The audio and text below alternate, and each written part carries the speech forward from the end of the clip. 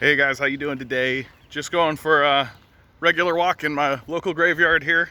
Uh, I've been thinking about this recently. I recently moved into the area and there's this beautiful local graveyard nearby that I like to walk through, and I've been doing some recordings and I've come to realize oh, maybe that's a touch ominous, eh?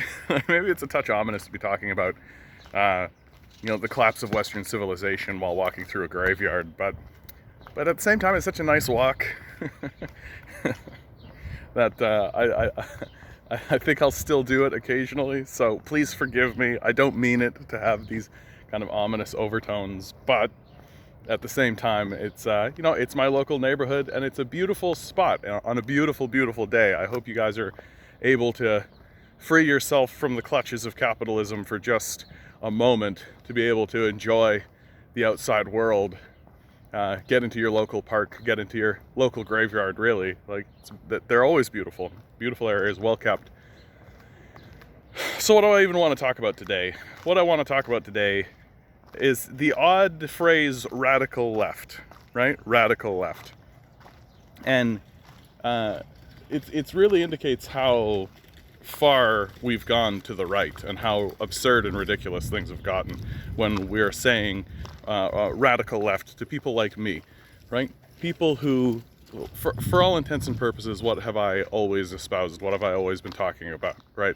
The central core tenet of what this channel is and what I'm trying to push forward is that everybody should have food and shelter, right? Everybody should have food and shelter. I don't think that that's a radical position, right? I don't think that's a radically strange thing to say. And you can see this manifesting itself in really basic ways throughout the United States in their struggle for everyone having health care, another human right, another thing that everyone should have access to. And we get called on places like MSNBC, CNN, Fox, especially Fox, radical leftists, that if you are pursuing this path that says everyone should have food and everyone should have shelter, well then you're a radical, right? And this to me gets even more hilarious and even stranger once you begin to see, well, what is it that the so-called non-radicals, right? Like if we're the radicals, if the people who are saying, hey, maybe we should make sure everybody has health care, maybe we should make sure everybody has access to food and shelter, clean water, right? If these people are considered radicals, right, if that's considered a radical position, then clearly the people who are in power, or the stuff that's going on normally in the world is non-radical. Well, so then I say, let's take a look at that then.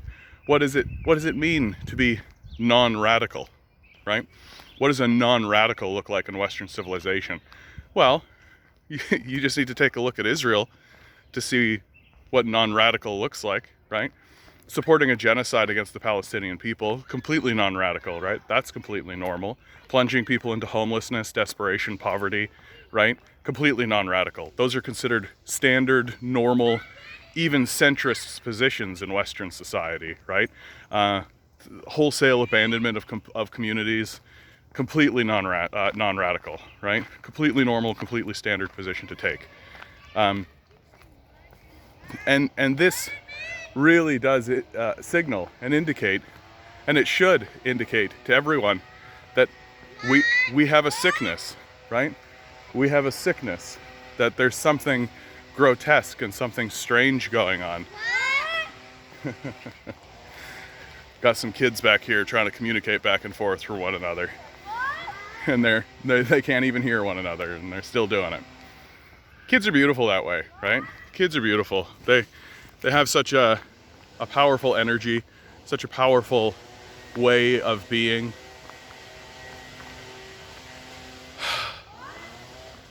And we put them into a society that creates kind of a series of propaganda pieces built in, right? Like we tell them the Santa Claus myth, right? From the outset. And eventually they grow up and they get out of that. The idea that there's a man coming by, going to give them gifts. And then there's, the Jesus Christ myth, right? The idea that a man is going to come back and that things are going to get split. And there are many other myths that we generally believe, right? And the money myth, the myth that money is real, the myth that we can erect, we should rather erect structures that judge people based on their ability to accrue wealth for themselves, right? That's considered a completely normal position in our society. If you're one of these people that duck out of these videos around now, please be sure to leave a like. Please be sure to leave a share. Please be sure to subscribe. Please subscribe. I'm almost at 500. I'm almost at 500. I need 13 more people to subscribe, and I'm at 500, which is a big milestone for me. And just as always with these sorts of things, when you're almost at your goal, like when you're almost at a threshold, right? Everything's just like grinds and becomes about that. So please, if you're looking at this video and you're thinking, who's this handsome, debonair, well-spoken individual? Or if you're thinking, who's this kooky, nutty communist? Well, hi, I'm the kooky, nutty communist. I know you don't have a communist on your feed. You could use one. Here I am. And one of the strange things, of course, that has happened in our discourse, right? Because of the worship of money, because we have structured our society so that if someone can't accrue money for themselves, they are a lesser sort of a person. And because we have convinced ourselves because we have convinced ourselves of that position en masse, then if you stand up and say, hey, a person's value should not be indicated exclusively based on the amount of money that they can accrue, well, then that's considered a radical position, right? You're considered a radical if you say people should have access to food and shelter, and that should be independent of any monetary system, that should just be a given. Then you're considered a radical, even though the position itself that we should worship money to such a degree that we're willing to abandon our neighbors and abandon each other because of it is extraordinarily radical. It's hyper radical, right? To erect and defend systems of abandonment the way that we do and the way that we have over the last 40 years is abhorrent and disgusting. And it makes complete sense to me that a system that is designed to abandon people, that a system that is designed exclusively to withhold food and shelter from people unless they can successfully sell themselves into wage slavery in order to get access to food and shelter, right? That the proponents of such a system would consider anyone who stood up and said, your wage slave system is immoral and we should get rid of it. Well, of course they're going to say that we're radical, right? Skeletor calls He-Man radical, right? Like, No Heart calls the Care Bears radical. I'm sure of it. Darth Vader calls Luke Skywalker radical, right? Like, of course, large-scale forces of darkness and evil are going to call the people who are working to normalize life radical. Like, if you believe that systems of death should be normalized, then of course you're going to say that systems of life are radical. And it's becoming, and as I say all of the time on this channel, right? It's becoming more and more obvious. And it's going to become more and more obvious to us. Like, the story of the Palestinian people has become, the plight of the Palestinian people has become more and more obvious to us, right? That even back in 2014, the narrative of both sides, right? The both sides narrative was still the dominant narrative that existed throughout the media. And now, I don't think that's true anymore, right? Because it's become obvious. Because it's become too much for us to, the reality of what's going on there has become so plain and clear to everybody that the only people who are willing to buy in to this idea that the Israelis and the Palestinians are locked in a both sides style conflict are people who are deluded or complicit, right? That if you're willing to stand up and pretend as though a people who have been systematically oppressed and colonized and crushed, like our First Nations people, like the black populations through the slave period, right? Like the Palestinians, right? If you're trying to pretend like them lobbing a rocket from a bazooka is the same as bombarding them with jet fighters from the sky, then I begin to start asking which one of us is the true radical? Which one of us is the actual radical in this conversation? That should we live in a world?